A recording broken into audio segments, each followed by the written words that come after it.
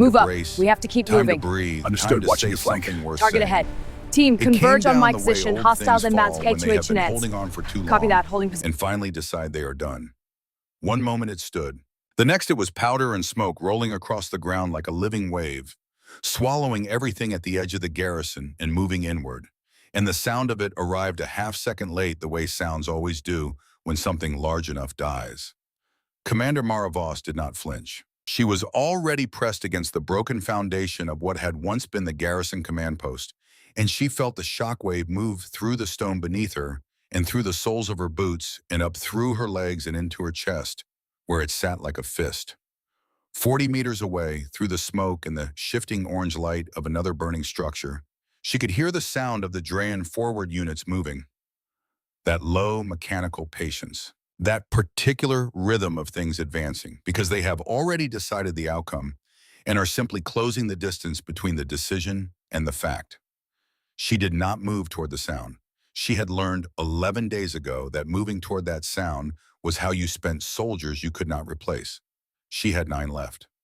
9, where 42 had stood on the morning the Drawn first appeared in orbit above Vareth 6. 42 soldiers in her garrison unit, most of them seasoned, a few of them not, all of them people she had watched eat bad rations and complain about equipment and laugh too loud at things that weren't that funny, the way soldiers do when they are trying to hold something ordinary in place against the weight of where they are and what they are waiting for. She knew all of their names. She had made a point of learning them the way you make a point of carrying a spare power cell, not because you planned to need it, but because the kind of person you wanted to be in a crisis was the kind who had prepared for one. 33 of those names now belonged to the dead. 9 belonged to soldiers still breathing within 20 meters of her position. She could hear them without looking. Oren's steady, deliberate movements to her left, his breath controlled and even despite the field wrap around his arm that had gone brown with dried fluid 3 days ago and that he had declined to have replaced because there wasn't enough of the wrap left to justify it. Kale, the youngest, somewhere to her right, his breathing faster than it should be but still contained, still held in check by whatever it was that made him a soldier, despite the fact that nothing about his face had suggested it when he first walked into the garrison 14 months ago, with the look of someone who had applied for something by accident and been accepted before he could correct the error. The others she could not hear individually, but she could sense their collective weight, the specific density of a small group of people compressing themselves against rubble and waiting to find out if this was the moment or merely another moment before the moment. 11 days. 11 days of the sky turning the color of old fire, of the ground moving beneath her like something alive and unhappy, of counting what she had and measuring it against what was coming and finding every time that the numbers did not balance. 11 days of sending reports into the communication network and receiving responses that said less and less until they said nothing at all. 11 days of watching the star map on her terminal as the icons representing friendly ships went dark one by one, until the display looked like the aftermath of a power failure rather than a tactical overview of a defended system. She checked her energy cells. 1 full, 1 at roughly 22%. She set the partial cell aside and loaded the full one. Around her, the 9 survivors of what had been the Varath 6 garrison were doing the same quiet arithmetic, counting what remained, measuring it against what was approaching, making the numbers work in their heads because making numbers work was the only thing they could still control. Oran reached her side without standing, moving through the rubble with the low fluid economy of a soldier who had spent 3 decades learning how to stay alive in places that were trying to kill him. His left arm was held close to his body. His right hand held the communicator. His 4 eyes, the distinctive double set that marked him as Varathi, were flat and still in the way they went when he had moved past fear and into the colder territory on the other side of it. He did not announce himself. He did not need to. She had known he was coming before she heard him. Fleet confirmation, he said. His voice did not shake. It had not shaken once in 11 days, and she had noticed this and filed it as one of the few constants she could rely on. 3rd Fleet Group has been silent for 6 hours. No distress signal, no final transmission, just silence. Mara looked at the communicator he held toward her.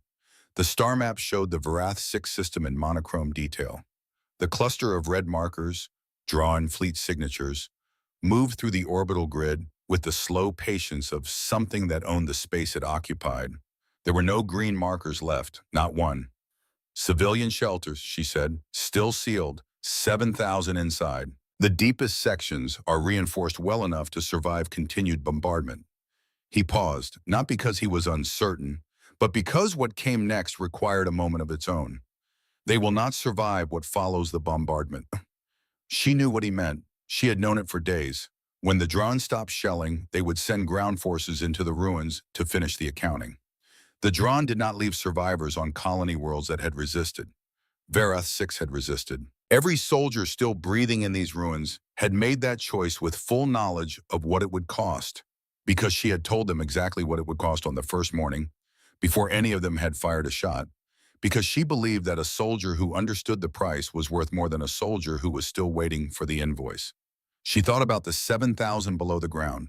She thought about the children among them. She thought about how they would hear the shelling stop and believe that silence meant safety. She stopped thinking about it. How long until their ground units reach us? Less than an hour. Their forward elements are already at the outer perimeter.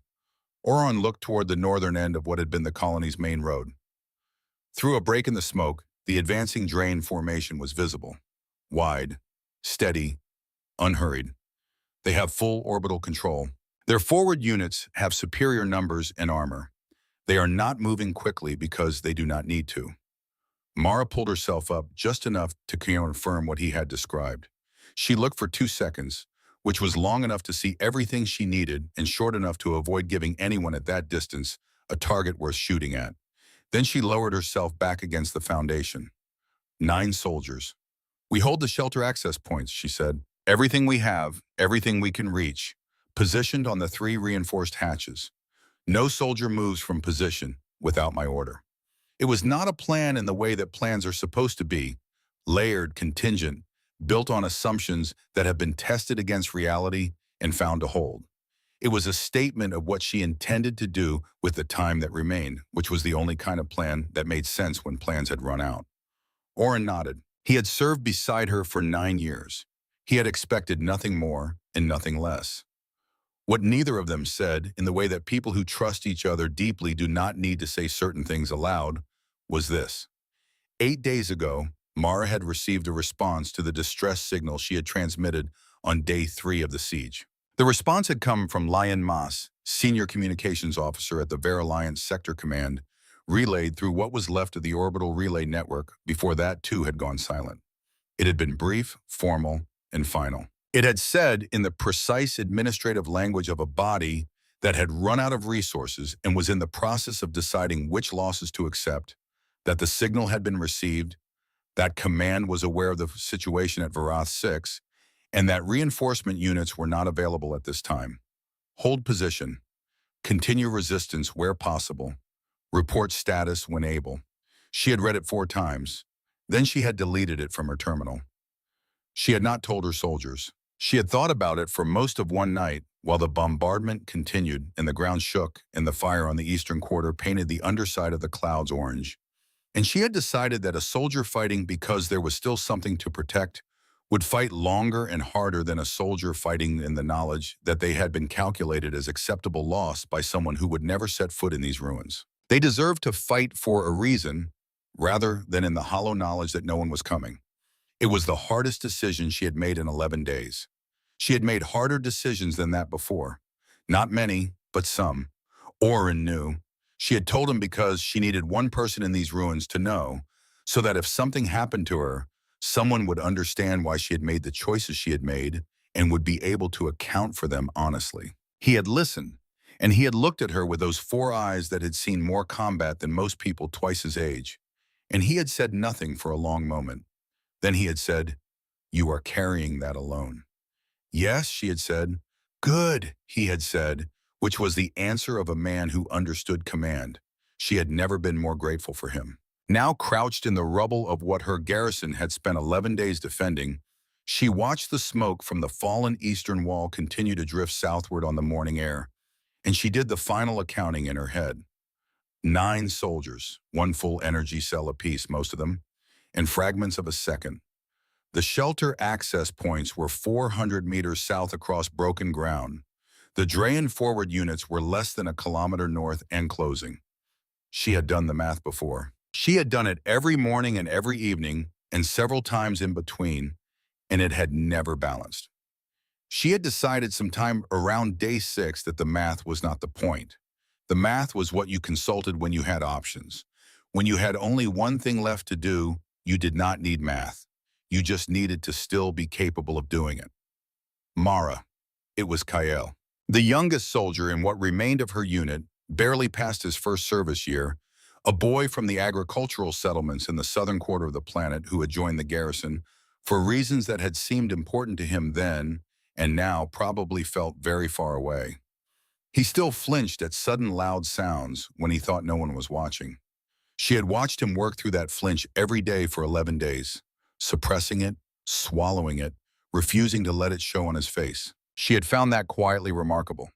He was looking up, not at the smoke, not at the road, not at the advancing Drayan formation to the north. He was looking at the sky. She followed his gaze. The cloud cover above Varath 6 had been low and gray for most of the siege, lit from underneath by the orange glow of burning structures, carrying the weight of smoke that had been accumulating since the first day. But through a break in the clouds to the north, where the cloud layer had thinned and separated, something was moving.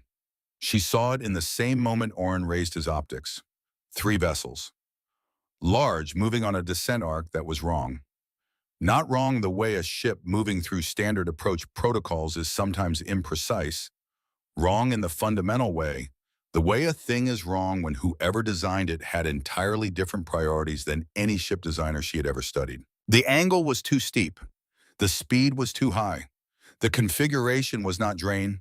She knew drawn silhouettes now the way you know a sound you have been hearing for 11 consecutive days so thoroughly that its absence would be louder than its presence. These were not Drayan.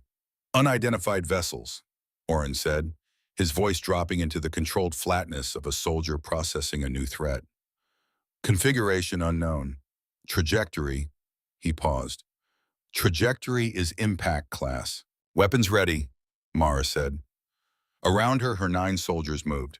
Not quickly, not with the kind of movement that telegraphs panic. With the deliberate, practiced efficiency of people who have been in danger long enough that preparation had become reflex. She heard the quiet sounds of adjustments being made, positions being shifted, the particular silence that falls over a group of soldiers who have identified a potential threat and are waiting for the order. Oren was still watching through his optics. His jaw was tight. Transponder signal incoming, he said. Classification? A pause, 4 seconds. 5. Each one a small room with too many walls. Ver Alliance codes. Another pause. This one longer. But the ships are not ours. Then whose? I don't. He stopped. He lowered the optics. He turned to look at her, and she had served beside this man for 9 years across 3 campaigns on 4 different worlds, and she had never seen the expression on his face that she saw in that moment. It had no name in any language she spoke. Human, he said. The word arrived in the space between them and sat there. She had heard of humans. The Ver Alliance had formalized their membership 2 years ago, after a process that had taken considerably longer and involved considerably more diplomatic friction than the public announcement had suggested. There had been documents signed and ceremonies held and trade agreements structured, and all of it had been noted and filed in the part of her awareness reserved for political developments that did not yet affect garrison operations on a colony world at the edge of the system. She had never seen a human ship. She had seen photographs and tactical diagrams and intelligence summaries, and none of them had prepared her for the reality of watching 3 of those ships punch through the cloud layer at a speed that made the calculating part of her mind go very quiet, because the calculating part of her mind knew, on some level below language, that what it was watching should not be survivable. Hold, she said. Commander. Hold weapons. Watch. The ships leveled. Barely. Not in the graceful arc of a controlled landing approach. Not in the gradual deceleration of vessels respecting the physics of the situation they had entered. They leveled the way something levels when it is making a concession to reality rather than a negotiation with it. finding just enough angle to avoid becoming a series of craters and committing to that angle with no particular interest in elegance. Then the ships opened, not the landing bays. She watched for landing bays, and they did not open. Instead, panels across the exterior of each vessel blew outward, detonated, she realized, from inside. And from the holes left behind from each vessel simultaneously, in clusters that separated even as they fell, objects dropped. Small relative to the ships, large relative to a person. They trailed fire. They were falling too fast. They were falling at the angle of things that had not planned to stop. Beside her, Kale made a sound that was not quite a word. She did not look away. The objects slowed, not all at once. In stages, in the controlled sequential bursts of something that had been designed to do exactly this. Built and tested and refined and used before in other places she had never heard of. Each one reading the ground below it and responding, correcting, adjusting its descent with the kind of precision that only existed when the people who built the thing had decided that precision at this speed was not optional. They spread as they fell, the clusters separating into individuals, each one finding its own line, covering an arc across the northern approach to the colony that was wide enough to matter. Some came down in the rubble fields on either side of what had been the main road. Some hit the road itself. Some dropped into the open ground between the ruins and the Drayan forward line. Each one hit the ground with a sound that she felt more than heard. A concussive strike, clean and final, like a hammer against something that does not give. Each one stood up. She was not aware that she had stopped breathing. She became aware of it approximately 4 seconds after it had happened, when her body reminded her that this was not optional, and she drew breath without looking away from what she was watching. The northern approach was filling with figures, upright, bipedal, covered in armor that absorbed the morning light rather than reflecting it, dark in a way that seemed active rather than passive, as if the armor itself had made a decision about what it wanted to do with photons. Each figure stood the instant its feet found the ground, not pausing to orient, not waiting for some internal system to confirm that the landing had gone correctly. Standing and then moving in what felt like a single continuous gesture rather than two separate actions. Moving north, toward the drain line. "How many?" she said. Orrin had the optics back up. His voice when he spoke had the quality of a person reporting something they are simultaneously still processing. "More than 200 in the first wave. The ships are repositioning for another pass." He tracked something with the optics. "They are not stopping. Commander, they landed 30 seconds ago and they are not stopping." She watched them move. Her 20 years of tactical experience reached for a framework and did not find one. Not because what she was watching was chaotic. It was the opposite of chaotic. It was the most structured thing she had seen in 11 days. But because the structure did not resemble any doctrine she had been trained to analyze. There was no establishing of position, no building of a forward line, no consolidation of the drop zone before advance. They had landed in a combat zone and treated it as if the landing and the attack were the same single action, rather than two distinct phases, as if stopping between them would have been not merely inefficient, but philosophically incorrect. Her communicator chimed. She looked at the screen. An incoming signal on the Veralliance emergency frequency, text auto-rendered from whatever language the sender used into Verath script, fast enough that the translation was slightly rough at the edges. It said, "Verath 6 Garrison, hold your position. Do not fire on our units. We have the northern approach. Human forces, 42nd Drop Brigade Advance Element. We are here." She read it once. She read it again. Not because she had failed to understand it, but because some messages require two readings regardless of clarity. Because the first reading is comprehension and the second reading is acceptance. And acceptance sometimes takes a moment longer. 200 and climbing, she could see, looking again at the northern approach.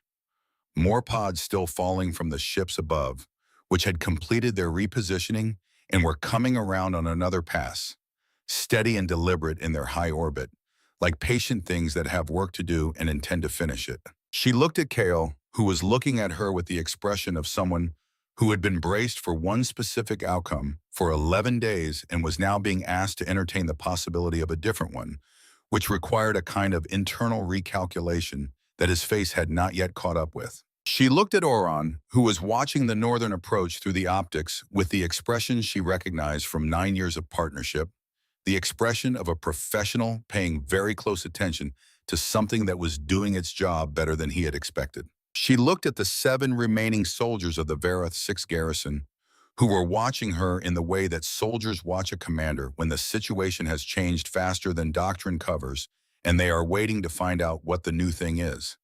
She put her communicator to her mouth and sent a single line back on the emergency frequency. Varath 6 garrison, confirmed. We hold the shelter access points. Then she spoke to her soldiers. On your feet, we move to the shelter access points. 400 meters south, we use the rubble quarters on the west side of the road. We move in groups of 3 and we move fast. The humans have the northern approach. She looked at each of them in turn, briefly, the way she had always done it, not lingering, not performing reassurance, just making contact, just letting them know she was seeing them. Our job is to hold the ground they need us to hold. We do our job, we let them do theirs. Nobody asked what their job was. She had told them. Nobody asked if they could trust the humans. She had not told them to trust anyone. She had told them to do their job, and the implicit understanding was that doing your job was not contingent on trust. It was what you did instead of trust, in the spaces where trust had not yet been established. Oron fell in at her left. KL moved to her right. The remaining 7 arranged themselves in the way her unit had arranged itself 1,000 times across the past 11 days, through drills and through actual contact and through the specific repetition that turns a practice into a reflex. She looked north one more time before she moved. The human advance element was still flowing across the broken ground toward the drain forward line, with that rhythm she could not name and could not yet analyze and would spend a long time thinking about afterward. 200 and something, and more still descending. Moving without pause, without hesitation, without the slight compression that happens to any formation when it senses the proximity of contact, and the animal parts of the soldiers in it respond to that proximity in ways that training can reduce but never eliminate. She had commanded soldiers her entire adult life. She had stood beside soldiers who were afraid and soldiers who had moved through fear into something that looked like its opposite but was not. And she had been herself afraid in more situations than she could count. And she had developed over time an intimate familiarity with what courage looked like from the inside and the outside and the various complicated positions in between. What she was watching to the north was something different from all of those things. It was not the absence of fear. She did not believe in the absence of fear, had never believed in it, thought that the people who claimed it were either lying or describing something she did not want to be around. It was not the suppression of fear either, which she did know and respect and had practiced herself. The hard-earned discipline of feeling the thing and acting through it anyway. What she was watching looked more like something that had been built, deliberately, systematically, over years, into a shape that included the fear and the power and the speed and the weight of falling out of orbit and standing up running, and had arranged all of those things into something that did not require a moment to find its footing, because it had already decided a long time ago on the ground that was coming. She would think about this more when there was time for thinking. She would make time. She began to move. "Let's see what they're made of," she said. Not to Oren, not to Kale, not to anyone in particular. The way you say something that is meant more for yourself than for any listener. A checkpoint, a declaration of intent, the particular private language of a person who runs on information and who has just been given information of a new and significant kind. She moved south through the ruins of her colony, 9 soldiers behind her. The sound of 200 humans running north toward the drain line that had been winning for 11 consecutive days. The sky above her still orange from the burning of everything that had not already finished burning, and somewhere below the ground, 7,000 people who did not yet know that the answer to a signal sent 8 days ago, without any expectation of a reply, had just fallen out of the sky and stood up. She moved, and she did not look back, and she did not slow down, and the smoke closed behind her like a curtain. Above her, the human ships held orbit, patient, steady, still working. The shelter access points were three reinforced hatches set into the bedrock of the colony's southern quarter, disguised under debris that had accumulated over 11 days of bombardment until they looked like everything else in these ruins, which was to say, like something that had been destroyed. Only someone who had memorized the original construction schematics would know to look for the slightly different texture of the rubble above them, the way it had settled at angles that suggested a solid surface underneath rather than open ground. Mara had memorized the schematics on day one. She reached the first hatch with her three group ahead of the others by 40 seconds, cleared the debris from the locking mechanism by hand, and confirmed the seal was intact. Green indicator. Still holding. The same for the second hatch 30 meters south. The third was partially obscured by a collapsed structural beam that had not been there 2 days ago, and it took Oron and two others 4 minutes to shift it, working without words because the words were unnecessary and the time was not. All three hatches sealed. All three indicators green. 7,000 people below the bedrock, breathing recycled air, waiting for a signal that had not come. She posted her soldiers in overlapping positions covering all 3 points. Sight lines intersecting. No dead ground between them. No angle from which an approaching force could reach any hatch without first being visible from at least 2 positions. She had done this configuration before, in the training exercises that had seemed purely theoretical at the time, in the distant and almost abstract period before the Drain appeared in orbit, and theory became the only architecture left standing. Then she turned north and listened. The battle was loud in a way that was entirely different from 11 days of orbital bombardment. The bombardment had been percussion, enormous, rhythmic, directionless, the sound of a force that did not need to aim because the target was an entire world. What was happening to the north was structured, concentrated fire, then movement, then fire again from a position that had not existed 10 seconds earlier. The sound moved. It relocated. It came from one direction, and then, before the ear had fully registered it, from another and sometimes from 2 directions simultaneously in a way that should have indicated chaos but did not, because beneath the movement there was a coherence she could feel even at this distance. The humans were not holding a line. They were flowing. Through her optics, at the edge of her visual range, she could see fragments of it. The advance element moving through the Drain outer formation, not around the flanks, but through the center. A concentrated wedge that did not slow when it hit contact but accelerated through it, spreading outward from inside the formation like a force that had been compressed and was now releasing in all directions simultaneously. The drawn units on the flanks were responding, shifting their formation, trying to close the breach, bringing heavier weapons to bear on the edges of the human advance. And then, the edges were not where they had been. She watched a human soldier, she would later learn the name Breck Waller, would practice the sound of it until it came naturally, lead the point of the wedge with a precision that looked unhurried even at full sprint. Every movement had the quality of a decision that had already been made before the situation requiring it had fully arrived, as if he was operating slightly ahead of real time, processing the geometry of the space before entering it and moving through it the way you move through a room you have already memorized. She watched, and she understood what she was seeing, and she stored it. Her communicator chimed. Text on the emergency frequency, rendered in rough Verath script. Commander Voss. Waller, Human Forces Advance Element. We are pushing the Drain line toward the northern ridge at grid reference 7. Need your units on the shelter access points. Do not let Drain ground forces circle back to the civilian sectors. Can you confirm? She looked at the message. Waller, the figure she had been watching cut through the drone formation, was also composing communications mid-engagement, issuing requests for coordination across units simultaneously while managing a direct assault against a fortified position. Oran was reading over her shoulder. He said nothing for a moment. Then very quietly, in the tone he used when something had genuinely surprised him, and he was trying to be precise about describing it, he is doing several things at once. Yes, she said, at the same time. I noticed. She keyed the reply. Confirmed, shelter access points are held. 3 hatches, 9 soldiers, overlapping coverage. What else do you need from us? The reply came in 11 seconds. Nothing yet. You'll know when I do. She put the communicator away. To her right, Kale was watching the northern engagement through his optics with an expression she recognized from his face specifically, the expression of a young soldier who has accepted a particular version of the world and is now watching that version be replaced in real time by something he has no existing category for. He was not afraid. He had moved past afraid somewhere around day 7. What he was now was something more complicated than afraid.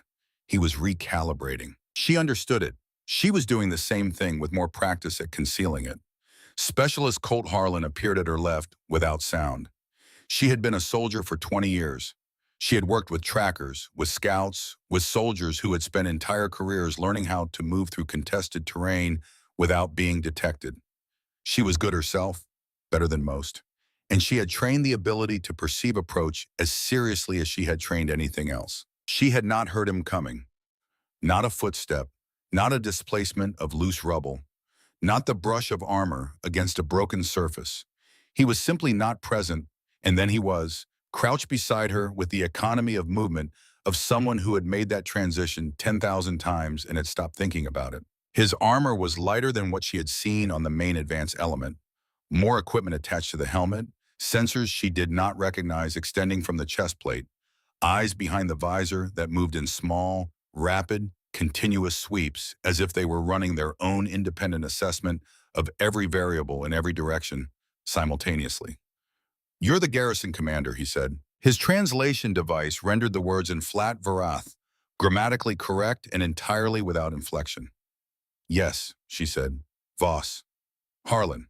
He pointed northeast toward the collapsed storage facility at the edge of the colony's industrial quarter, 300 meters from the nearest shelter hatch. 40 drain infantry, moving through the debris field on the far side of that building. They will come through the structure in approximately 8 minutes, and they will come fast because they expect no defense on this approach. She looked at the building. She had looked at it many times in 11 days and had always filed it as secondary. The angles from her positions were wrong for it. The approach had offered too obvious from the north. But from the east, coming from outside the garrison perimeter, using the collapsed sections as cover. From the east, it was a clean approach to the southern shelter hatch that bypassed every position she had set. She saw it immediately. She felt the specific cold that comes when a tactical problem presents itself fully formed. But she looked at the 40's movement in her mind and something else caught. She raised her optics and studied the approach corridor Harlan had indicated.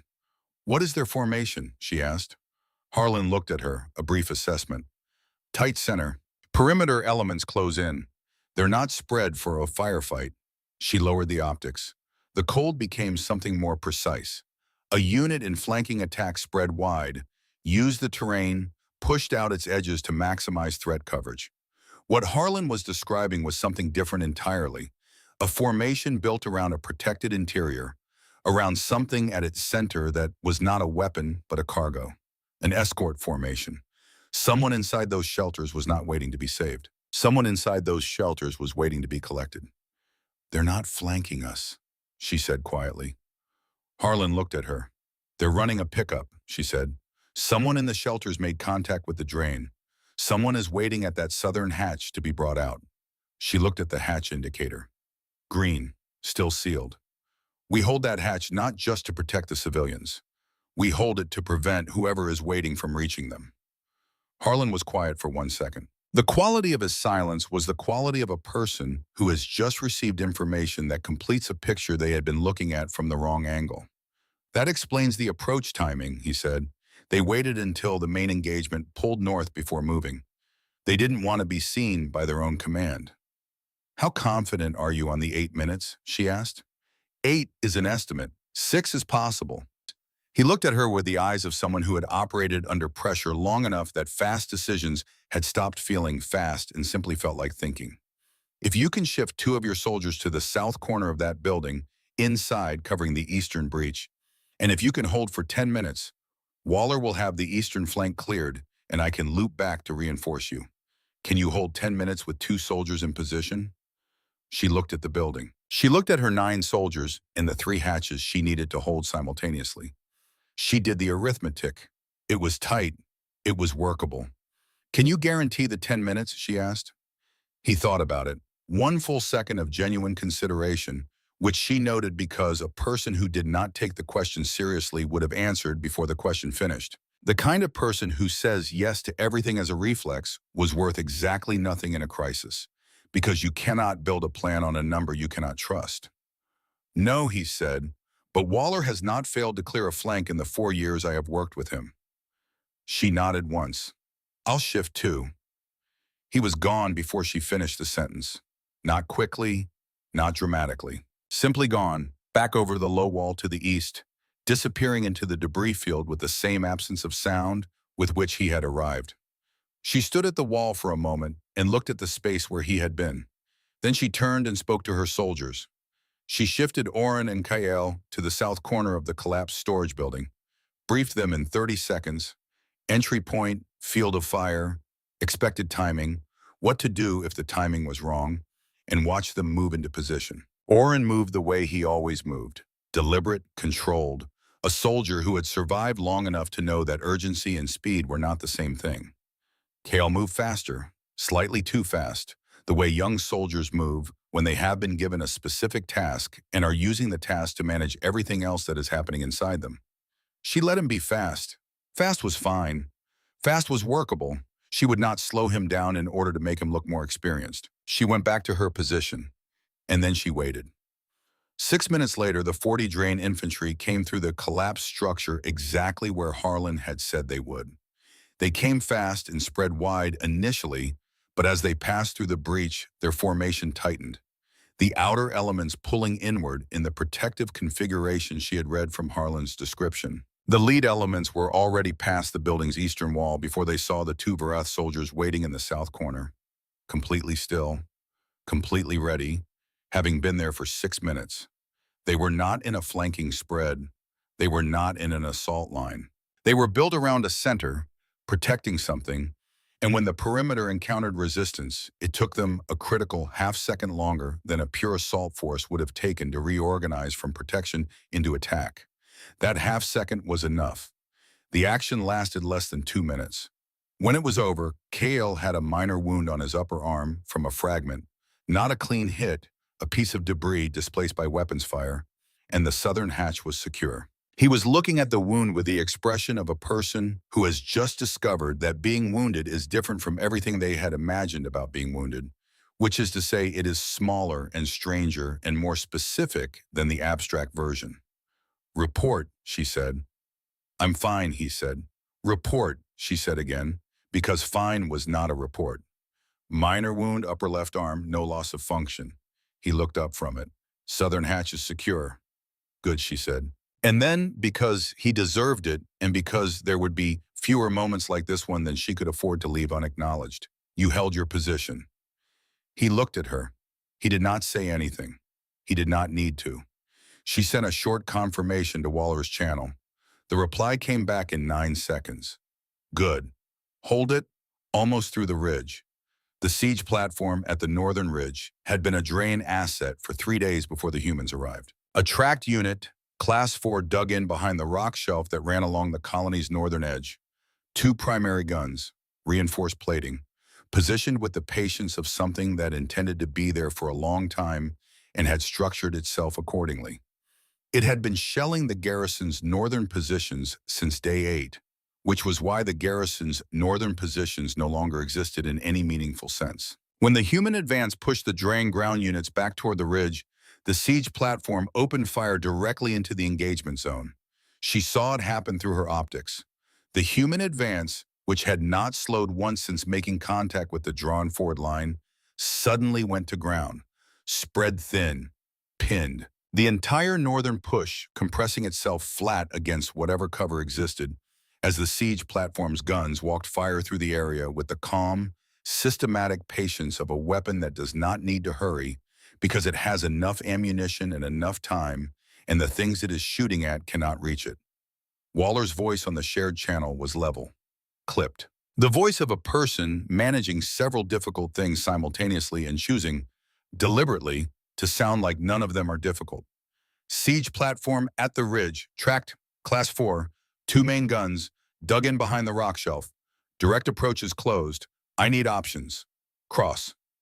Ethan Cross's reply came 3 seconds later. She had been tracking Cross through her optics since the engagement began. A broad-shouldered man in standard assault armor, who moved slightly apart from the rest of the advance element, always slightly separated, always looking at structures and terrain rather than at the enemy forces within them. Not because he was ignoring the enemy.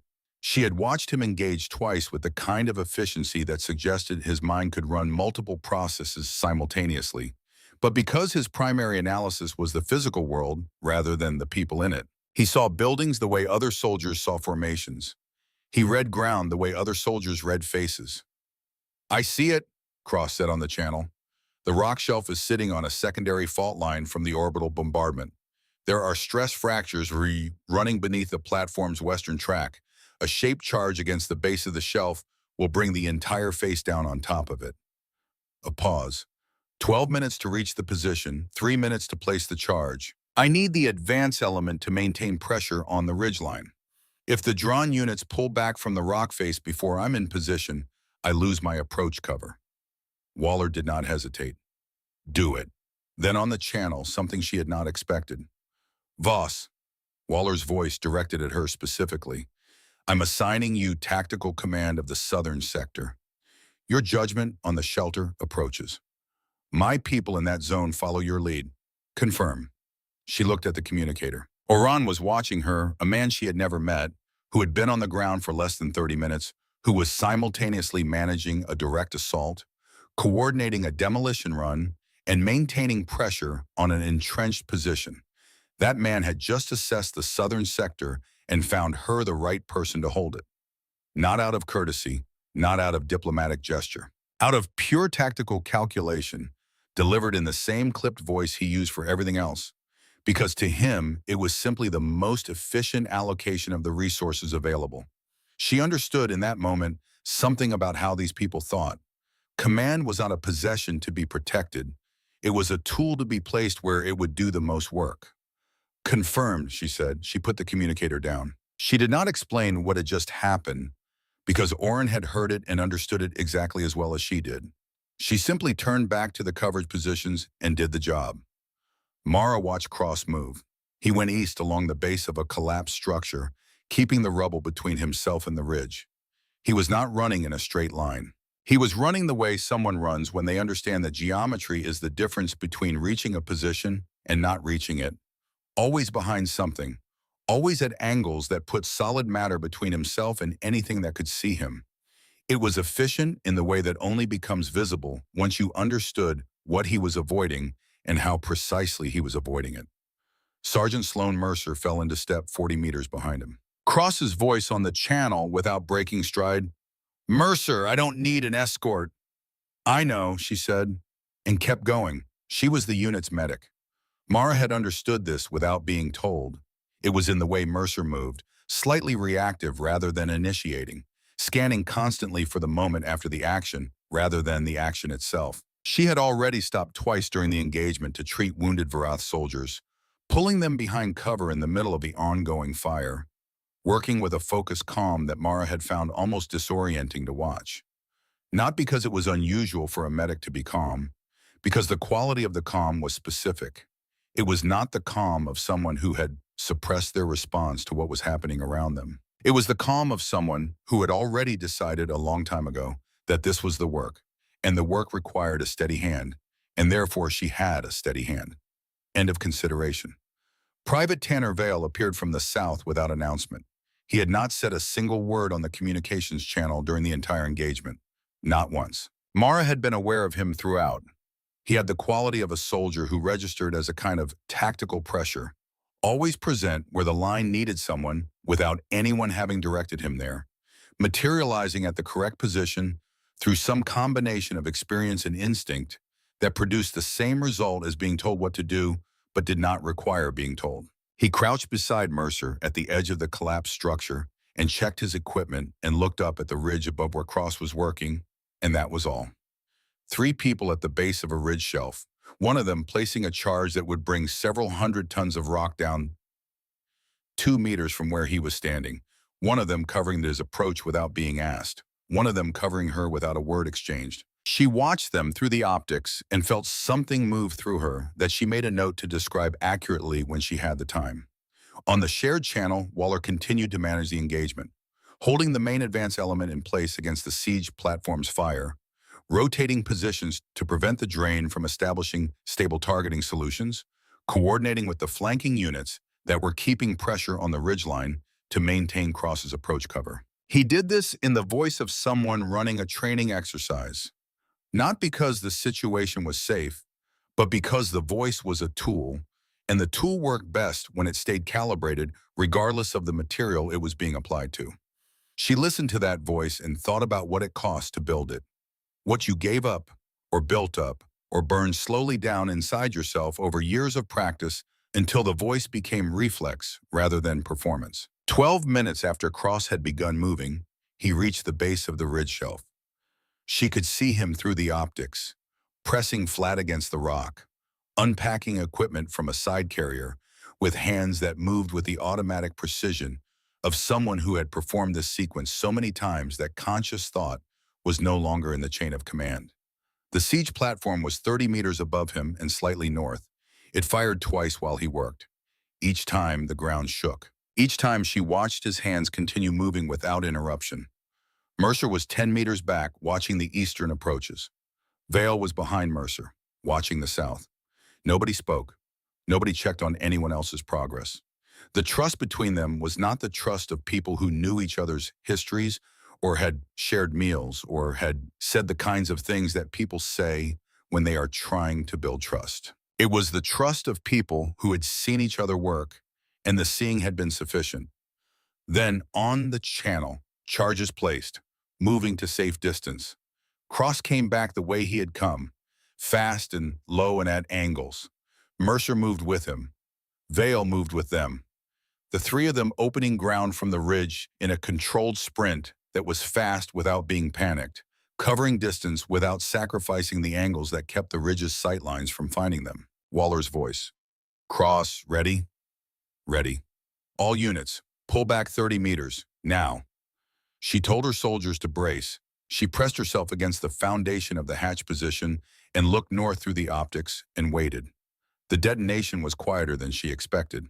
A sharp crack, not a boom, not the percussion of the bombardment, not the reverberant concussion of something explosive announcing itself. A precise sound, a sound with a specific job. Then the rock face moved. It tilted, slowly at first, with a grinding that built from somewhere deep in the earth as the weight above the broken fault line committed to the direction the charge had given it, and then faster as more mass entered the fall, and then it was not tilting anymore but coming. The entire shelf releasing in a single coherent mass that hit the ground with a sound she felt in her chest and her teeth in the base of her skull simultaneously. The dust went up like a slow wave. She did not move. She held her position and watched the dust rise and spread and begin, after a long moment, to settle. Where the ridge shelf had been, there was broken rock. Where the siege platform had been, there was broken rock on top of broken rock, 40 meters deep, the platform's outline somewhere underneath it, in pieces that would not fire again. The silence that followed was the first real silence she had heard in 11 days. Not the silence of a pause in the bombardment. Not the 30-second quiet that had felt like a wound because it was only ever 30 seconds. A different silence, the silence of something that has ended. Waller said on the channel, quietly, "Advance," and the human line went forward. She found Orrin beside her without having heard him arrive.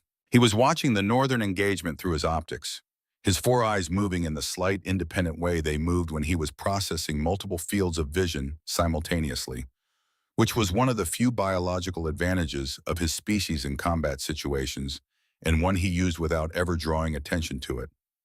"They do not stop," he said. "No." He was quiet for a moment. The advance was visible even at this distance. The human units flowing through the space the siege platform had controlled, moving into the drain positions that had lost their heavy cover, pressing with the same rhythm they had maintained since the first boot hit the ground. In 11 days, the Dran never stopped pressing either, he said. But the Dran stopped to regroup, to consolidate. Every few hours, a pause. "Yes," she said. "These ones have been on the ground for less than an hour. There has been no pause." He lowered the optics. His voice had the quality it took on when he was trying to describe something precisely, the specific care of a man who respected language and was aware of its limits. They are afraid of pausing. If they stop, they lose the pressure. So they have built themselves into something that does not stop. She had been thinking the same thing. She had been thinking it since the first moment she watched the pods slow and land and the figures stand up running. The entire sequence a single unbroken gesture. She had been thinking about what it meant to train a species, or perhaps to allow a species to train itself, into something that treated the gap between landing and attacking as a theoretical distinction rather than a practical one. "What does a thing like that cost them?" she asked. Orrin was quiet for a long moment. The battle noise to the north had changed again. Less exchange, more movement. The specific acoustic texture of a force that had broken through and was now widening the breach. "Ask them when it is over," he said. She looked at him. He was still watching the north. His jaw was set. His arm in the brown-stained field wrap was held close against his body. He had been a soldier for 30 years. He had watched things happen in combat that had surprised him fewer times than she could count on one hand. His expression right now was not surprise. It was something more deliberate. It was the expression of a professional who had encountered something genuinely better than what he had known before and was choosing consciously to remember it correctly. She put the optics back up and looked north. The Dran line was bending, not breaking yet, bending, pulling backward toward the remains of the ridge under pressure that had not once, since the first human unit made contact with the first Dran position, relented by a single degree. The Dran were good soldiers. She had given them that credit every day of 11 days, because giving your enemy accurate credit was how you survived long enough to give them anything at all. They were responding. They were adapting. They were doing everything that good soldiers do when faced with a new situation. It was not enough. The reason it was not enough was not numbers, though the numbers were significant, and it was not equipment, though the equipment was formidable. The reason it was not enough was something she was beginning to understand in her bones. The human advance element had set the tempo of this engagement at the moment the first pod hit the ground, and they had not allowed it to change. In combat, the side that sets the tempo usually wins.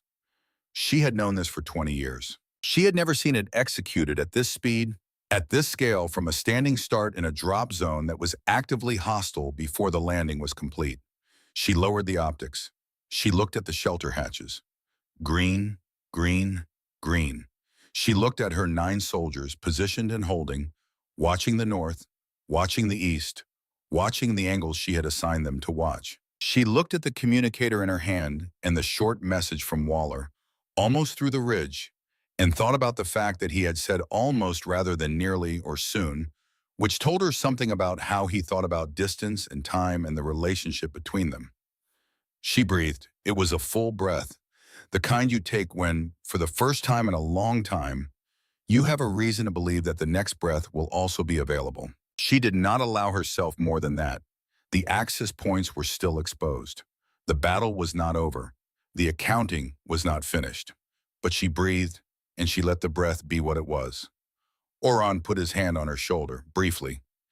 Not a gesture of comfort exactly. He was not a man who made comfort gestures, and she would not have wanted one. It was an acknowledgement. The specific, wordless communication of 2 soldiers who have stood in the same ruins for 11 days and have just watched something arrive that neither of them had expected, that has changed the calculation in a way that neither of them has fully processed yet. He took his hand away. On the channel, Waller said, "Advance." She looked at her soldiers. "All Varath units," she said, "with them." The drain line did not break all at once. It bent first, the way a structure bends before it fails. Not collapsing, but compressing. Units pulling inward toward each other as the pressure from the north increased and the options for responding to it decreased. She had watched this happen to her own line on day 4 when the Dran had pushed through the eastern quarter and her forward positions had begun consolidating toward the garrison center in 1s and 2s and then in larger groups. The terrible acceleration of it, the way a withdrawal that begins as a tactical adjustment becomes something else entirely if the pressure behind it does not relent.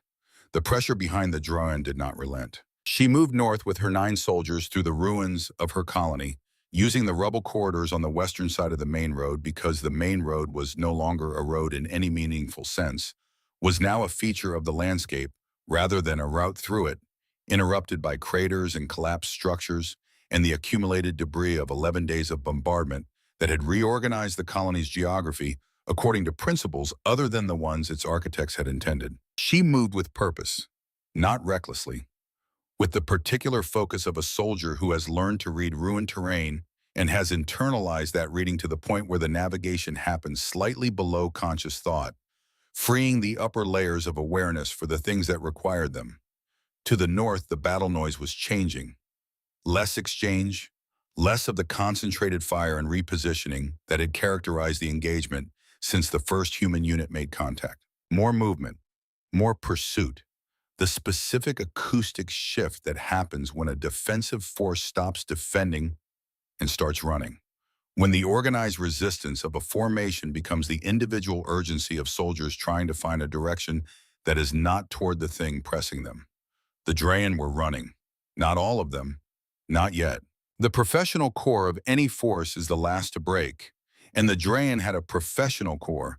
She had spent 11 days on the receiving end of it and had no illusions about its quality.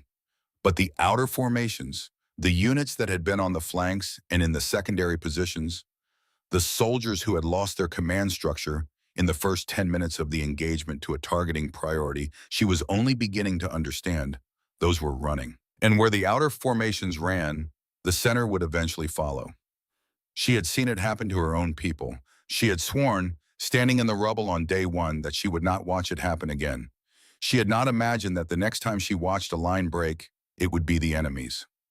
The civilian shelter hatches were behind her now, secured, her 3 positions confirmed holding as she moved north. She had left Iran in command of the access points, not because she doubted her other soldiers, but because Iran was the only person in her unit whose judgment she trusted to make the call she might need made if something went wrong while she was out of position. He had looked at her when she told him and said nothing, which was his way of saying everything. The main road opened ahead of her through a break in the collapsed structures, and she stepped into it and looked north and stopped walking. The scale of what had happened was visible now in a way it had not been from the access point positions. The drain forward units that had been advancing on the colony when the human ships appeared, the wide, steady, unhurried formation she had watched through her optics from the Garrison Command Post Foundation, the formation that had seemed 2 hours ago like the final sentence of a story that had already been written.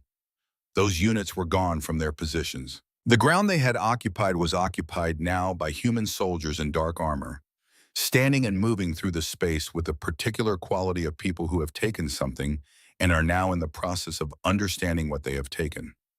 More than 200 had come down in the first wave. She looked at the ground they held. She looked at the ridge to the north, where the rock shelf had been and was no longer, where the siege platform was buried under 40 meters of broken stone. She looked at the far hills beyond the colony perimeter, where the drawn withdrawal was visible as movement, the faint, scattered motion of units that had stopped moving with purpose and were now moving with urgency, which were not the same direction at all.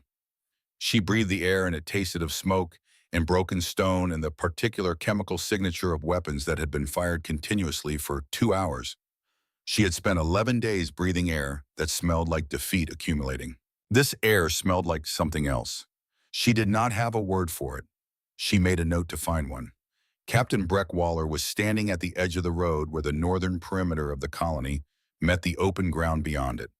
Standing, not moving, not on his communicator, not issuing orders or receiving them, or managing the 17 simultaneous processes she had watched him manage for the past 2 hours without apparent effort. Just standing, his helmet was held at his side. She saw his face for the first time. He was younger than she had built him in her mind from his voice on the channel. She had constructed, from that voice and from watching him work, a face that matched the voice's authority, something older, more weathered, a face that had been carrying weight for a long time and had settled into the shape of it. The face she saw was younger than that.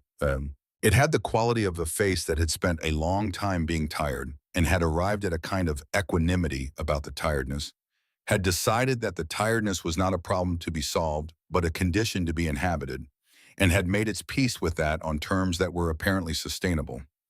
He was looking north toward where the drain withdrawal had disappeared over the far hills. He was not watching them go with anything she could identify as satisfaction. He was watching the way a soldier watches the end of a contact, cataloging, assessing, filing the information for the briefing that would eventually be required. She stopped a few meters from him. He did not turn immediately. She did not announce herself. They stood in the same space for a moment, with the smoke drifting between them and the sound of the colony settling around them, the small sounds of structures that had been compromised and were continuing to adjust to that fact. The intermittent sounds of human soldiers moving through the northern ruins doing the work that came after the fighting. Then he turned. She met his eyes, gray and level and without performance. No expectation visible in them, no waiting for a particular response, no arrangement of the face into the shape of someone who has done a thing and is aware of having done it and is interested in how that awareness lands on the people around them. He was simply present in the moment, looking at her the way a person looks at someone they are meeting for the first time and intend to take seriously. She did not know the appropriate gesture for this moment in his culture, or in any culture that included what had just happened. There was no word in her language for what was owed to a person who came from the other side of the galaxy and fell out of the sky for strangers. She had been thinking about this as she walked north, trying to find the right shape for the first thing she would say to him, and she had not found it. She put her sidearm away. That felt like the right beginning. He looked at the holster and then back at her, and something in his expression shifted slightly. The faintest acknowledgement of the gesture's meaning, received and understood. "Commander Voss," he said. His translation device rendered the words in serviceable Varath. "Captain Waller." She looked at him directly. "How are your people?" He ran the internal accounting before he answered.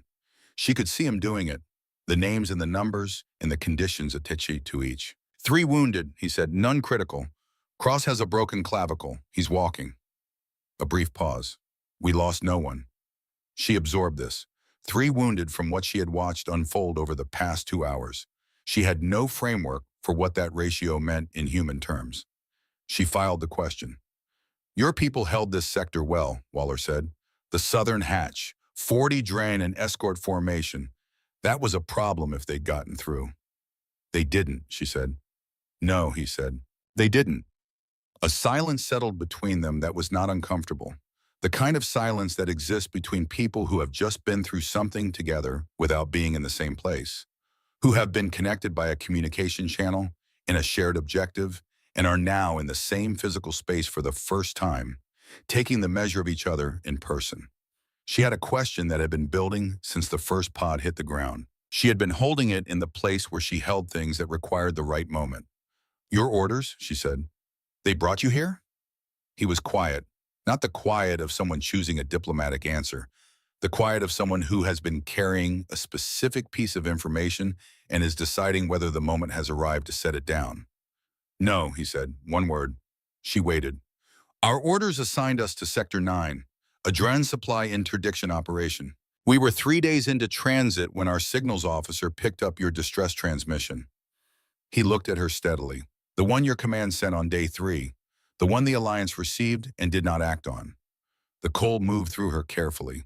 She had known the signal was received. She had known for 8 days that it had been received and set aside, that she and her 9 remaining soldiers and 7,000 civilians had been calculated as an acceptable loss by someone who was not in these ruins.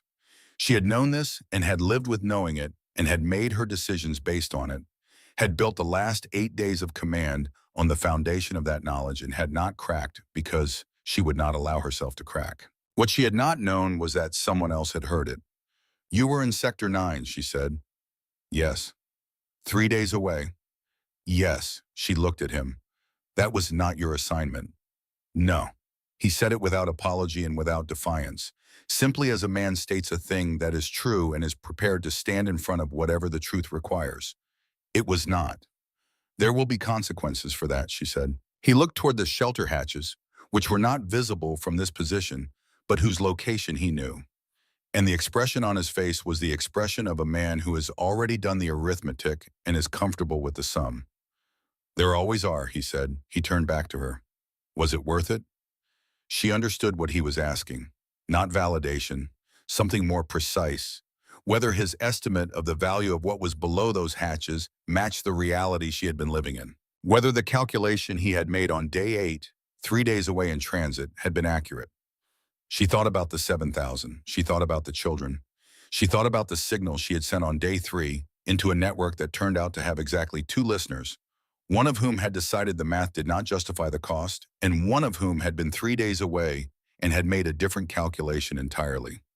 Yes, she said. He nodded once. He did not say anything else. He did not need to. The civilian shelter hatches opened 40 minutes after the last confirmed drone position had been cleared. She sent the signal herself. 3 short pulses on the emergency frequency, the agreed code, established on day 1 when she had briefed the civilian shelter coordinators and given them a sequence and told them not to open the hatches for any reason until they received it from her specific communicator ID. She had not known when she established that protocol on day 1 whether she would be alive to send it. She had established it anyway because the alternative was not establishing it, which was worse. The pulses went out. She stood in the road and waited. The first hatch opened slowly. The mechanism was designed for durability rather than speed, built to withstand the kind of pressure that 11 days of orbital bombardment applied to reinforced bedrock, and it moved with the deliberate solidity of something that had done exactly what it was built to do. The second hatch opened 30 seconds later. The third took slightly longer. There had been debris shifted back over it during the fighting, and from the sounds that preceded the opening, someone inside was working the manual release. Then people began to come up, not rushing. That was the first thing she noticed. She had imagined, in the abstract way that you imagine things when you are 11 days from being able to see them, that 7,000 people emerging from sealed underground shelters would emerge urgently, would come up with the compressed energy of everything that had been held in place for nearly 2 weeks. Instead, they came up carefully, blinking, moving with the specific hesitance of people who have not seen open sky for a long time and are relearning it. The light was wrong for them. The afternoon had gone pale blue, the particular quality of late-day light that felt inappropriate for what the ground around it looked like. And they came up into it and stopped and looked around and tried to reconcile the ruins with the colony they had descended from on the first day of the siege. She watched their faces.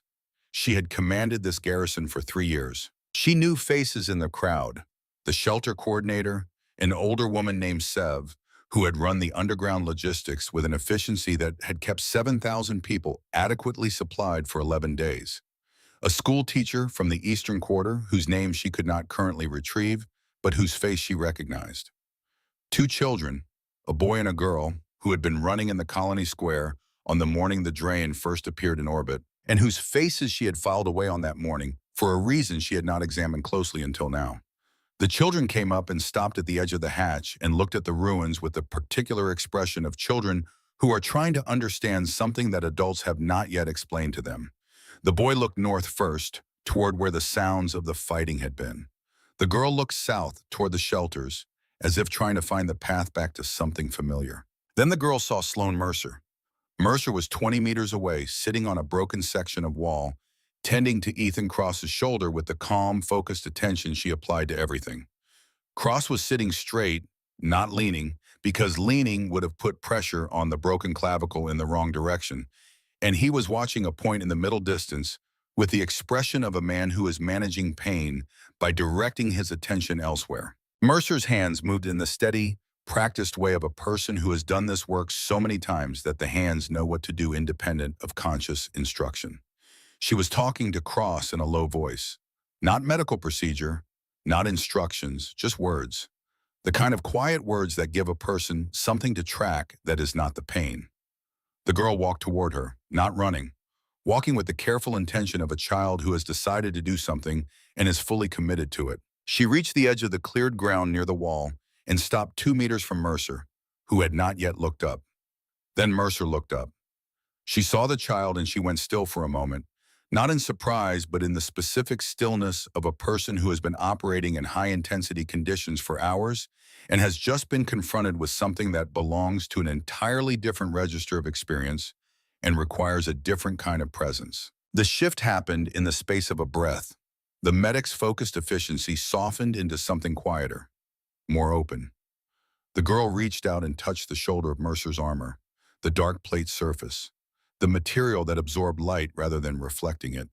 She touched it with 2 fingers, the careful exploratory contact of someone testing whether a thing is real, whether it is what it appears to be. Mercer looked down at the 2 fingers resting on her armor. She looked at the face of the child looking up at her. For a moment, neither of them moved, and the moment stretched in the way that certain moments do when everything unnecessary has been stripped away, and what remains is something too simple and too urgent for words to improve on. Then Mercer put one hand out, slowly, and laid it gently on the top of the child's head. That was all.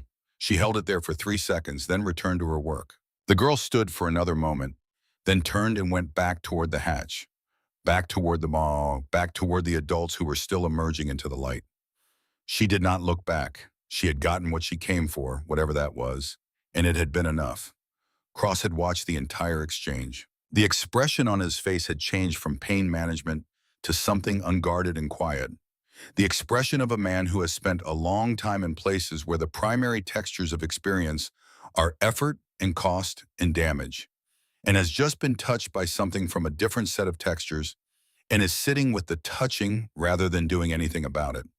Mara looked away before either of them looked up. The older official found her by the second hatch. She had been expecting him. She had been expecting him since Harlan had identified the escort formation, since she had understood that the geometry was wrong for a flanking maneuver and right for a pickup, and had held the hatch not just to protect the civilians, but to prevent whoever was waiting from reaching their extraction. He was perhaps 60 years old. The administrative class of Varath 6 wore their age differently than soldiers, softer in the face, carrying their experience in their posture rather than their hands. He had the posture of a man who had made a decision he was not certain was correct, and had lived with that uncertainty for more than a week while underground in a sealed shelter with 7,000 people, which was its own kind of combat. He looked at her, and he did not look away. "Commander Voss," he said. "Administrator," she said. He was quiet for a moment. The sounds of the colony around them, the emergence continuing from the hatches, human soldiers moving through the northern ruins, the distant sounds of machinery being assessed, filled the space between them. "I contacted them," he said. "The Dran, on day 4.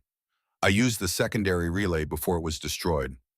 He said it with the flatness of a person who is not making excuses and knows that he is not making excuses and wants that clarity established from the first word.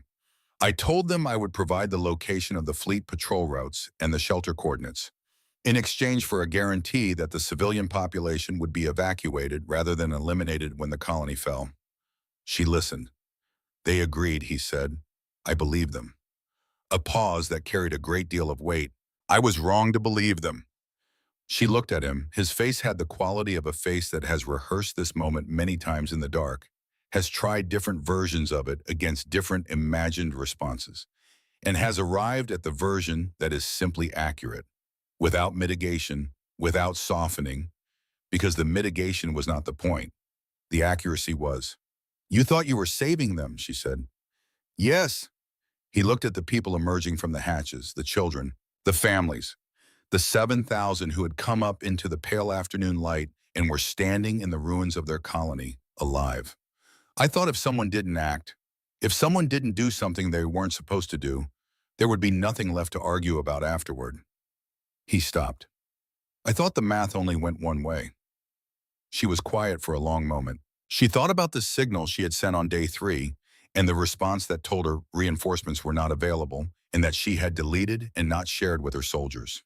She thought about the decision she had made to let them fight for a reason rather than in the knowledge that they had been written off. She thought about the various ways that people in impossible situations make calculations about what they can control and what they cannot, and how those calculations are almost always made in good faith and are almost always incomplete, because the information required to make them correctly is almost never fully available.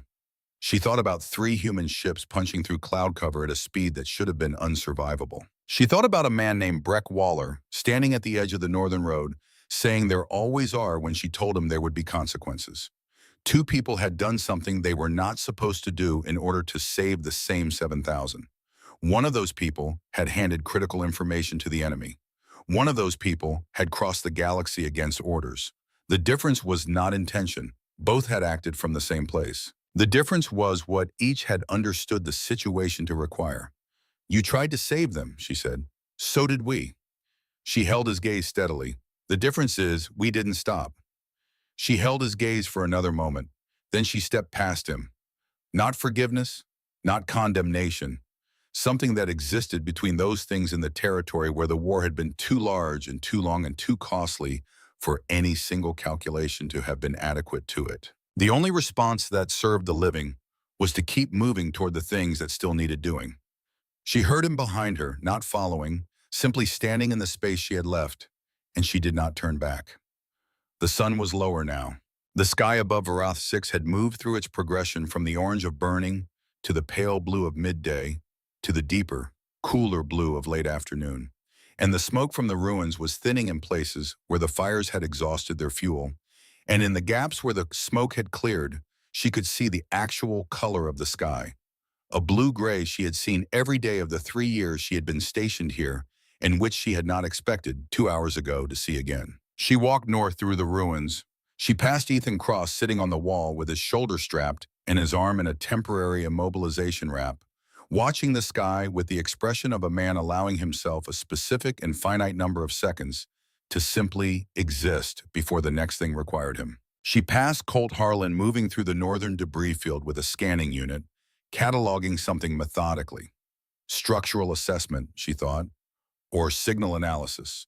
One of the dozen things that happen after an engagement and require the particular attention that only presents itself clearly once the shooting has stopped. She passed Tanner Vale sitting alone on a broken section of foundation near the northern perimeter, cleaning his weapon with the methodical care of a soldier who treats equipment maintenance as a form of deliberate stillness.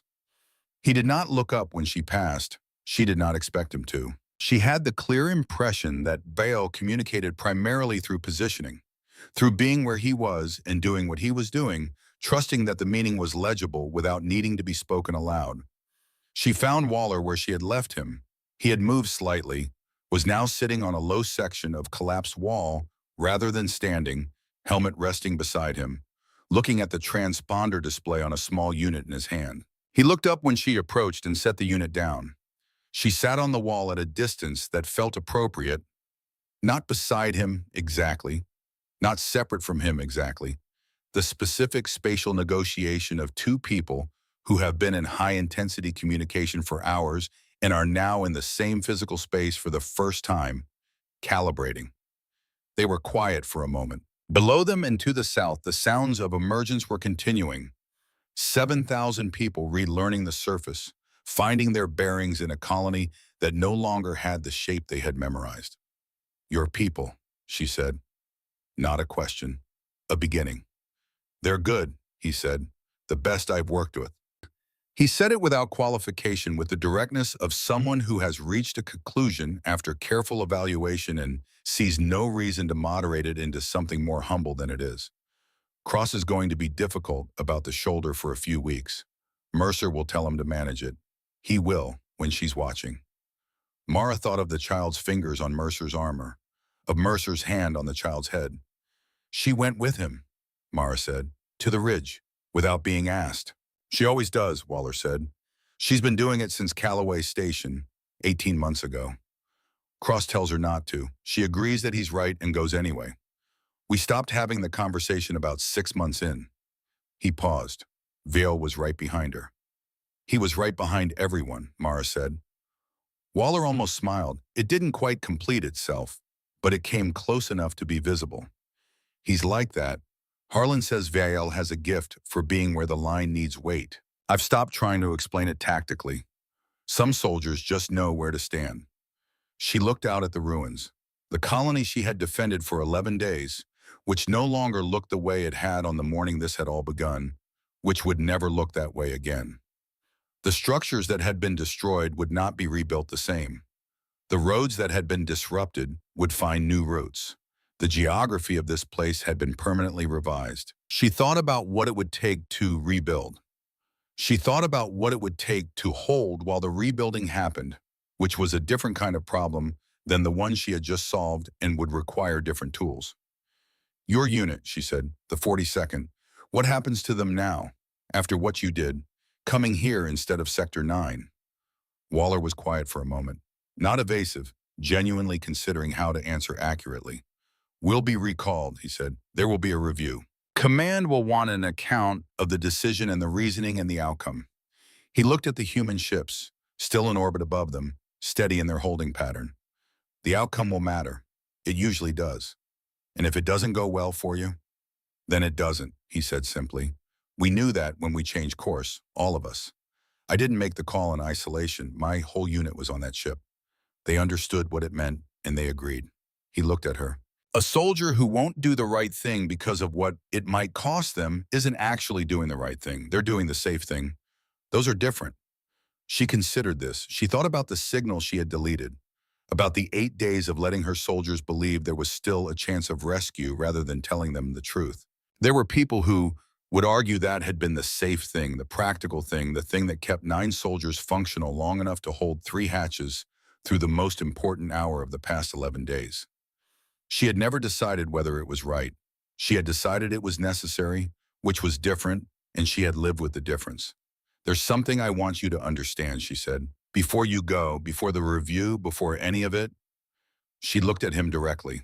On day 3, I sent the signal. On day 3, I received the response from Sector Command. No reinforcements, hold position. I deleted it. I didn't tell my soldiers. He was listening. I let them fight believing someone might still come, she said. 8 days of that. I don't know if it was the right decision. I know it was the decision I made, and I would make it again. She paused. But I wanted you to know that when your signals officer heard that transmission, the one that brought you here, the person who sent it had already been told no one was coming. She sent it anyway because it was the right thing to do, not because she expected an answer. Waller was quiet for a long moment. That's the part that mattered, he said finally. Not that you sent it expecting rescue, that you sent it because it was accurate, because someone might need to know. He looked at her. My signals officer flagged it as a live transmission from an active garrison. 11 days in, still transmitting, still reporting status. That's what made her pull it up. You were still doing your job. She absorbed this.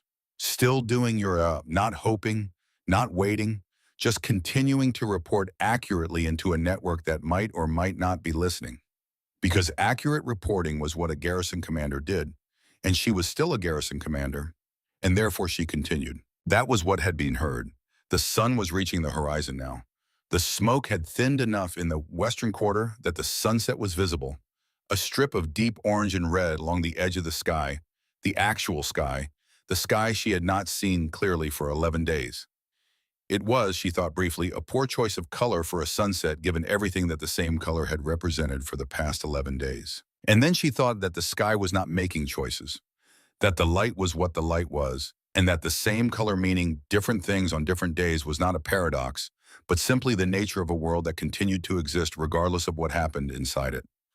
Waller was back on his communicator, quietly, the management of things she could not hear from this distance. Cross had stood from the wall and was moving slowly toward the northern position, his arms strapped against his body, Mercer 2 steps behind him in the particular way she moved, not watching him directly, but entirely aware of where he was and what his body was doing. Harlan had disappeared back into the debris field with his equipment. Vale was where Vale always was, in a position that covered an angle that Mara had only now identified as the one she would have chosen herself. She stood at the edge of the road and looked at the sky. The human ships were visible in the late light, high in their orbit above the colony, moving in their slow holding pattern. She had looked at that sky for 11 days and seen drawn fleet signatures moving through it with the patient confidence of ownership. The transponder display showed different signatures now. 42nd Drop Brigade, Advance Element. She looked at the designation. Advance Element, the first piece of a larger thing. The portion that goes ahead to establish that the larger thing has somewhere to arrive. Kyle appeared beside her. She had not heard him coming, which surprised her, because Kyle had not been a quiet mover 11 days ago, and she had not expected that to change. But he had crossed 300 meters of ruined terrain in the past 2 hours, alongside soldiers who moved without sound, and perhaps some portion of that had transferred. You became, to some extent, what you practiced beside. He stood next to her and looked at the sky. Commander, he said. Kyle, she said. He was quiet for a moment. His arm was wrapped and resting, and he stood with the particular ease of a young soldier who has discovered that his body can do more than he thought it could and has not yet decided what to do with that knowledge. This morning, he said, when the wall came down. He stopped, started again. I thought that was it. I thought, this is how it ends. He looked at the ships in orbit. I was ready for it to be how it ended. I know, she said. How did you know they would come, he asked. She looked at him. The question was genuine, not rhetorical, not looking for reassurance. A young soldier asking a specific question about information and decision-making and what the basis for continuing had been when the number said stop. I didn't, she said. He looked at her. I sent a signal on day 3, she said. I didn't know if anyone would receive it. I didn't know if anyone who received it would act on it. I didn't know what acting on it would require or what it would look like or whether there was anyone within range who had the capacity and the willingness to try. She looked back at the sky. I knew the signal was the right thing to send. That was the only thing I knew. He was quiet for a long time, long enough that the silence had weight. So you just held, he said. We held, she said, correcting him, making sure he understood what that word contained. Not her, not the commander standing in the road making decisions, but the 9 of them together, the unit that had become 9 from 42 through 11 days of choosing the same thing over and over in the grinding, incremental way that choices get made in ruins. He looked at her and she could see him storing it. The way a young soldier stores the information about how he survived what was not supposed to be survivable, because that information is now the most valuable thing he owns, and he intends to keep it with care. Yes, ma'am, he said. She looked at the sky one more time. She looked at the ships. She looked at the ruins of her colony, where 7,000 people were still emerging into the late afternoon, still finding each other in the rubble, still taking in the fact of the sky above them. She looked at the human soldiers moving through the smoke, doing the things that came after fighting, the structural assessments, the equipment inventories, the quiet coordination of people who know what the next 24 hours will require and are already beginning to organize themselves toward it. She thought about the War Council that would convene. She had no doubt it would convene, because the galaxy was watching, because the Ver Alliance would need to account for what had happened here, because 7,000 survivors on a colony world that had been written off would require an explanation, and the explanation would require testimony, and the testimony would require her. She would give it.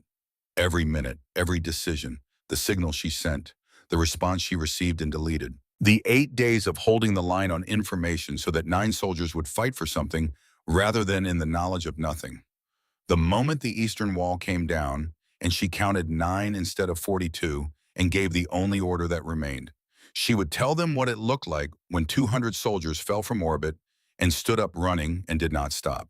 She would tell them about Cross going back for the charge with a broken clavicle, about Mercer following without being asked, about Vaishal appearing at every angle that needed weight without being told where the weight was needed.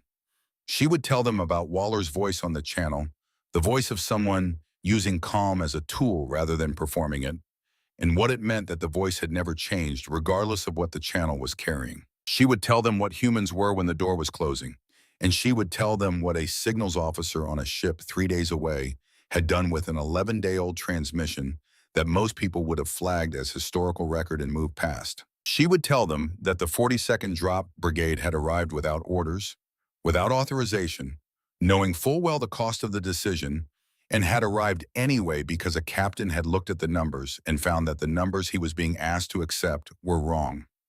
The difference between the math that Sector Command had done and the math that Waller had done was not information. They had the same information. The difference was what each of them had included in the calculation. Sector Command had calculated resources and distances and probability of success and the relative strategic value of a colony at the edge of the system. Waller had calculated 7,000. She would tell the War Council to never forget which math had been right. Are more of your people coming? She asked. Waller looked up at the ships.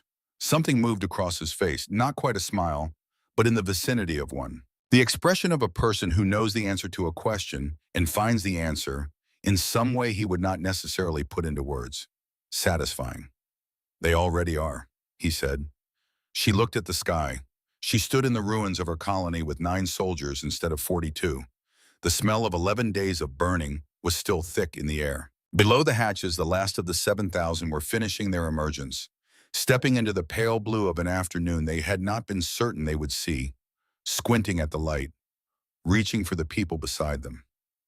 Above her, the human ships held orbit, steady, patient, transponder signals clear on every frequency, 40-second drop brigade, advance element, the first piece of a larger thing. She opened her communicator and she began to write, not the official report. That would come later, in the formal administrative language that command required, with its precise timestamps and unit designations and casualty figures and tactical assessments. That document would be accurate and necessary and entirely insufficient. This was the other account, the one she would give in her own words to anyone who needed to hear it, to the War Council, to the historians, to every garrison commander on every colony world, at the edge of every system where the drawn math was currently being calculated and coming up short. She wrote about the wall coming down at dawn. She wrote about 9 soldiers where 42 had stood. She wrote about a signal sent into a network that had already answered no, and the decision to send it anyway because it was accurate and someone might need to know. She wrote about what it looked like when the sky opened and 200 figures fell too fast and then not fast enough, and then stood up and ran towards something that had been winning for 11 days. She wrote about what it cost to build something that does not stop. She wrote that the cost it was worth knowing and worth honoring and worth including in every calculation going forward. She wrote the names, all of them. Waller, Cross, Mercer, Harlan, Vale. She wrote them in Varath script with the human spellings beside each one so that no one could claim they did not know who to thank. She wrote about a child's hand on a soldier's armor, and a soldier's hand on a child's head, and how the whole exchange had lasted perhaps 10 seconds and had contained more than most battles she had ever witnessed. She wrote that the 40-second drop brigade had come without orders, and that the orders had been wrong, and that the 42nd had known this and come anyway, and that this was not insubordination, but something that deserved its own word, a word her language did not currently have, and that she intended to petition the council to create. She wrote that Commander Mara Voss, garrison commander of Varath 6, last commanding officer of a unit that had held when holding meant nothing but the daily choice to hold, would stand before anybody that wished to hear her account and would tell them what humans were when the door was closing, and she would make sure no one forgot. The sun finished its descent. The sky above Varath 6 went dark in the deep, clear way. It went dark when the smoke had thinned enough to let the stars through, and the stars came out one by one with the patience of things that have been there all along and simply needed the light to change before they could be seen. Somewhere beyond the far hills, the Drawn were still running and would not stop running for a long time. In the ruins of a colony that should have been a grave, human soldiers moved quietly through the settling dark, doing the things that needed doing next, and the stars came out above them, and the ships held orbit, and the door that had been closing was open.